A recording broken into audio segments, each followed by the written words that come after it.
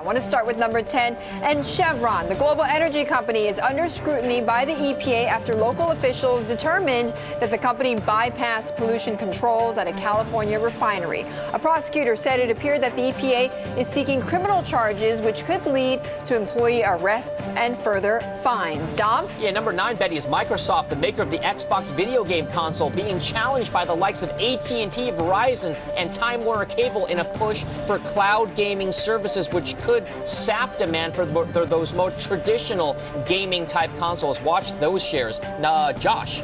And number 8 is Paychex. Shares of the payroll service company are trading lower in the pre-market. That's after Citi downgraded the company to sell, saying EPS growth can't support its premium valuation, Betty. Well, Josh, at number 7, AT&T is your stock to watch. The phone service provider expanding its mobile security services for businesses as the company seeks to compensate for slowing wireless subscription growth. AT&T also pursuing expansion in home security and mobile wallet services. Alix? And coming in number 6 is Carnival. Shares of the global cruise company are higher after the company announced third quarter earnings that beat analyst estimates, but it foresees its fourth quarter earnings coming in just shy of the Wall Street consensus. Josh. And number 5, RBS. Managers at the Scottish Bank condoned LIBOR manipulation in an instant message between the head of yen products in Singapore and his colleagues in the UK. That's according to 2 people with knowledge of the discussion. 4 traders were fired early this year for their role in the scandal. Betty. The fourth stock we are watching is Coca-Cola. The producer of Warren Buffett's favorite soft drink, yes, he drinks several a day, has just completed a deal for about $1 billion to expand its product range in the Middle East. And in just a few moments, we will have the CEO of Coca-Cola on to get an inside look at what other opportunities he sees for his company.